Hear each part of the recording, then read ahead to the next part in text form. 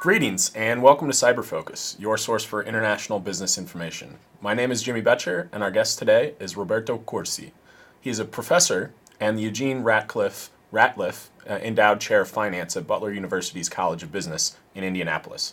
He holds a PhD in International Business and Finance from University of Texas Pan American and an MBA with concentrations in International Business and Finance from University of Miami, and bachelor's degrees as well in Business and Systems Engineering from ISESI University in Colombia.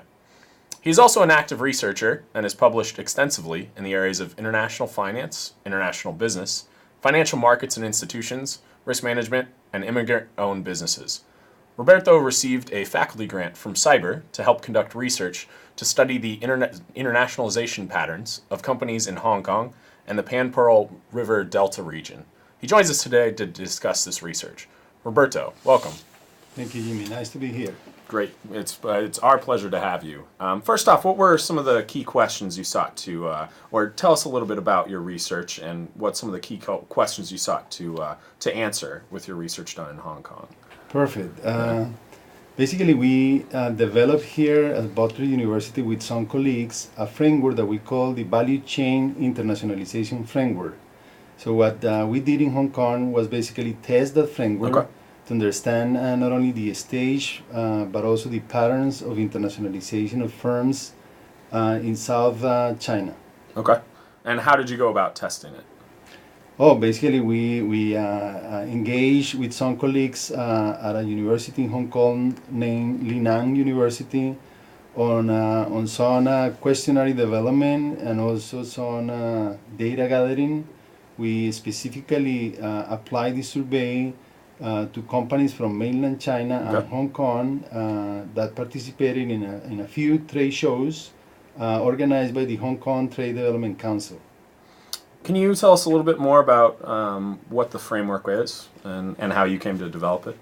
Yes, the framework basically is a tool that helps us understand the internationalization processes of firms by simultaneously capturing the extent to which companies are engaged in international business and also whether they are doing it through the so-called upstream value chain activities, which is the process that companies follow when they source, let us say, raw materials, capital, research and development, any kinds of activities internationally, and also when they engage in downstream value chain activities that may involve things such as selling their products or services internationally.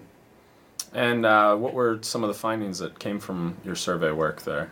That's great. You know, there is in general a relatively higher level of involvement in international business by Chinese companies. These were small and medium-sized companies.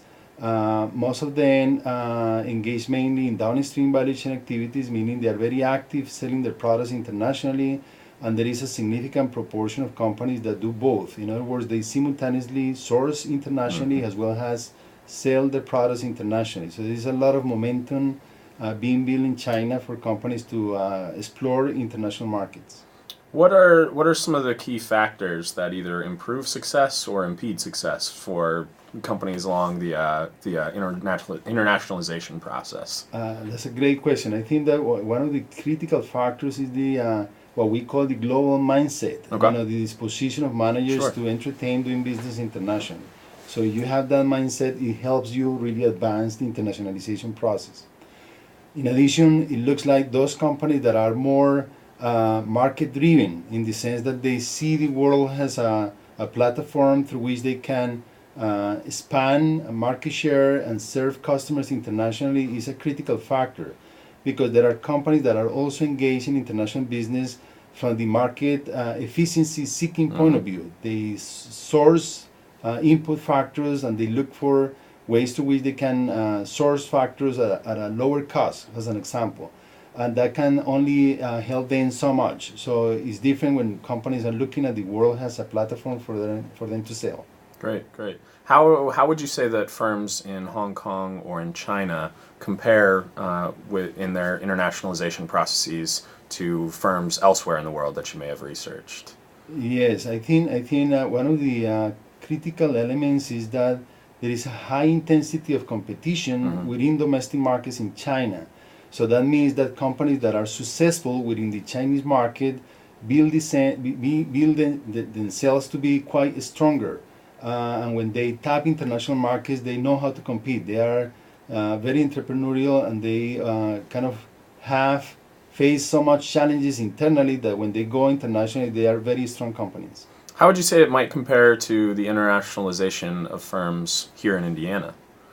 That's a great question as well. I would say that Indiana is doing a good job, but still we have a long way to go. Sure. I would say that proportionally speaking, there will be a higher proportion of companies in China that would be engaging themselves today in international markets.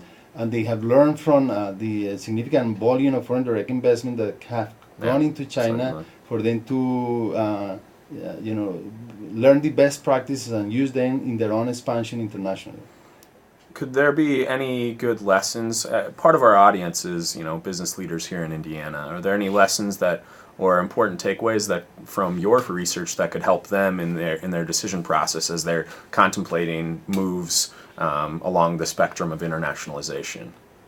I would say the critical concept is to understand that the space for better performance is there when a company engages internationally. Once you have that clear in your mind that you can really create more value by tapping into international markets, then the next step is for you to prepare yourself to be able to take advantage of these opportunities. And there are multiple ways through which you can do that. There is not only one way, sure, but I would say it is important for managers to consider the international markets as a strategic way to create value rather than as an opportunistic way to generate short-term value. So, people have to be educated on the field. People have to be exposed to international markets. So its critical element would be to align the resources needed. Among those, the critical one would be people with knowledge and understanding on the field. Great. Well, unfortunately, that's all the time that we have for today. We really appreciate you joining us. My pleasure. And we really hope you enjoy your time here in Bloomington, and best of luck back at Butler as well. Thank you. Thank you for tuning in. If you have topics that you'd like to discuss in a future episode of Cyber Focus, please contact the Center for International Business Education and Research here at the Kelley School. Thanks.